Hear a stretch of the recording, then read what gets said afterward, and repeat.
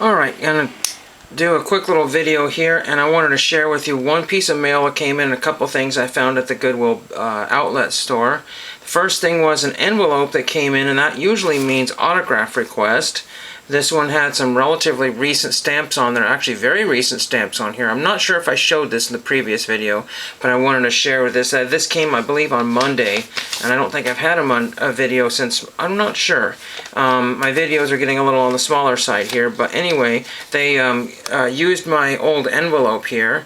You can see it got canceled Portland, P, and DC, so I don't know if that was to or from that it got canceled, but that's perfectly good that they did that.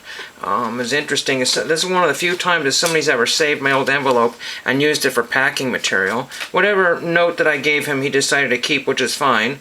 And again, not in a very good Sharpie, but you see the card is very, very glossy. I tried to prep it a little bit here. The card is a little banged up since. It's not in particularly mint condition, so again, when I buy these cards, I try to get them as perfect as possible, and then they come back a little damaged so they're not worse for the wear. And this is a country music artist, Eddie Raven, and he's in his 70s now. It's really hard to believe that. But Eddie Raven, E-D-D-Y Raven, Eddie spelled that way. And there is the back of the card there. A little different type of photograph there, a little story about him there. I don't think about these country artists for many, many years because they hit the airwaves, you know, with a couple of big hits and they just disappear. And, you know, they're probably still touring and doing things, you know, like their 50s, 60s, or 70s, but you just don't think about them. You know, they might be stuck in Branson or something. No idea. But, you know, this card was just only purchased because I found out he signed autographs, so that's why I got that. And, it, you know, I don't know, a very, very quick turnaround there. So, nonetheless, it's an autograph and something I can be happy to have. If you shine it this way, you can see all of it, but he signed right on the black pants. If he had signed, you know, right across his blue shirt, I guess he wanted to save as much of the picture as possible. Again, you can't really, and again, this guy's in the 70s, so I'm happy he signed anything. That's what we should really be happy about, is just getting some type of signature there. So there's that one there, and then some photographer's collection showed up at the Goodwill outlet bin store, and I saved all of these. They were all mounted on cardboard, but that would have cost a crazy ton of money. They just peeled right off, and these are soccer photographs from 1979 because that's what it said on the cardboard, but it did not say which game that was. It only said, you know, the numbers of the sequence or whatever, and I didn't really care about that. The other thing was that there were pictures and writing on the back of some of the cardboard on the other photographs that I didn't get that were his name and address, and I should have gathered that info. The guy, I believe, was from Sheridan, Oregon, so this is probably in some of that vicinity there, but this is very rural country that these games are being played in. There's men's and women's, and it looks like there's events going on behind all of this, so I don't know exactly what this is.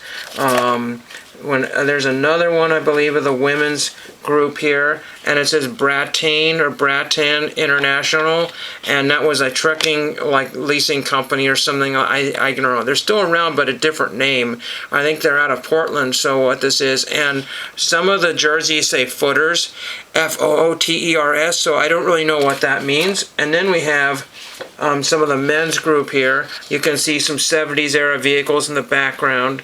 Think of 1979, say like Bad News Bears and Breaking Training was somewhere around 77. I think Bad News Bears Go to Japan were like, I don't know, 79, 80 or something like that. I really don't know. Just think of that, you know, think of sports and movies like that, and very similar type of clothing for that time period there. Then we've got another action shot here. Again, I just picked up every one of them. I'll throw them in a binder, sleeve them up or something, or throw them in my soccer binder and figure out what to do with them.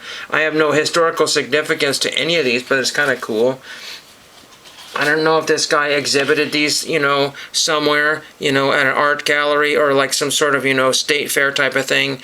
That's part of the women's group, I believe. I'm not exactly sure where again, that's what's interesting in the background here. It almost looks like a baseball team back there. I don't know if you'll be able to see that. There's a guy with a red cap and some sort of baseball-looking uniform. And I couldn't tell if these were high school or not because there's a lot of people that look older than high school. And this, again, there's another one of there's the Brattain or Brattain International on the back of the jersey there. Again, all these houses and stuff in the background, it just looks super ridiculously rural. And then we've got kind of a dark looking shot there, and again you can see what looks like baseball players or something in the background there, so maybe there's baseball practice out this way that almost look like bases, but I cannot tell from that. And then we have a group shot here, which is kind of cool there. Again, these guys with the mustaches and beards look like, you know, they're in their 20s or so, maybe a little older than that, I really don't know. So this is some sort of adult league or something, if anybody knows. And then the last one here is kind of a different format here. Oops, I get this one here, and so there's that one there. So it's kind of interesting. Interesting shots there. Again, who knows? Group of people looking on there. I don't know if that's some of the women's group or what that. I have really no earthly clue. Rest of the men's team resting there. So I don't know what all of this is in relation to. So I have no. But again, the guy did not put down what these were, and they might have been on the photograph number 1. I got these to the bin, and they had already been picked through and ransacked. So did somebody take some of the photographs and leave some of the leftovers? I don't know. These might have been the secondary shots. You know. I don't see anything that was really amazingly outstanding, you know, for those particular pictures. But again, they didn't cost very much. My whole bill was less than $3 for everything. The photographs and a school-style clock that was 79 cents a pound. Electrical was a nice lightweight plastic one. So very, very productive time there.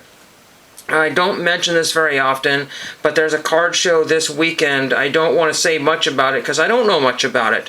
Something about like 60 dealers or something supposedly signed up, and a little bit is you know, it says it's a free show, but does that mean that you have to pay for parking, or is it free parking? Again, I really don't know. And again, it could be one of those things that there's no shows in this particular area, so it could be just super filled. Am I supposed to get there half an hour before, 5 hours before, you know, or show up anytime I wanted to? Really have no earthly clue, because I don't have any, you know, I can go to the Goodwill bin store down the street. That's only like a couple minutes down the street, so it's not a big deal for me to go back and forth, you know. I could go early, you know, to Salem, and then go to the show later to see if there's like a crazy lineup of people and that sort of thing. I don't even know how much money I should be taking out, because I'm not looking for big cards at all. Big cards are those kind of things that I just save up my money for on eBay, but I'm really not into big cards. I just want cards that fill a collection, and if just the big cards fall into my lap one of these days, then so be it. I have so many other irons in the fire and other things that I would like to kind of save for the eBay. I've got a couple of bookmarks here of like complete sets for $10 and that sort of thing, because again, if it's a 100 card set and everybody wants $1 plus, you know, shipping or so for each card, or $2 for some of the better ones, you know, that's $100 to $200, and then $10 plus $5 for shipping. That's $15.